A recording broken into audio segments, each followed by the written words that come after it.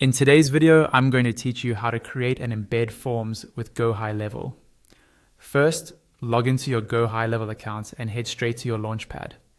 This is your main starting dashboard inside GoHighLevel, where you can access all of your tools and features. Once you're on the Launchpad, look for the option labeled Sites. Go ahead and click on Sites. This is where you manage anything related to your web presence inside the platform, including funnels, websites, and of course, forms.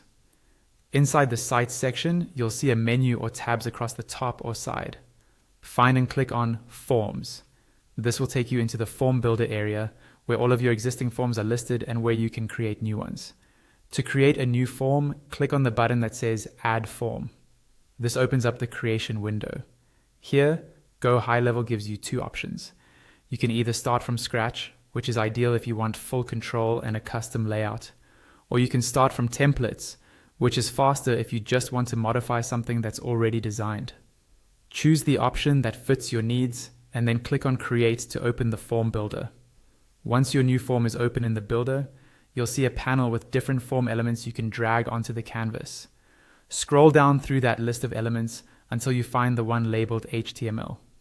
The HTML element allows you to embed external content or custom code directly inside your form.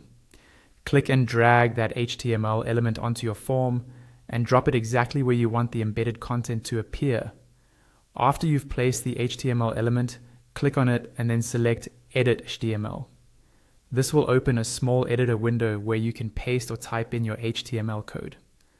This is where you add the embed code for whatever you're integrating, such as a widget, tracking code, or another embedded element. Once you've added your HTML code, confirm it by clicking on Yes Save. When you're done editing the HTML block, make sure you save the entire form. Look for the main Save button in the form builder and click on it. This final save step ensures all your changes are stored and your embedded content is now part of the form. After that, your form is ready to be used wherever you need it inside GoHighLevel.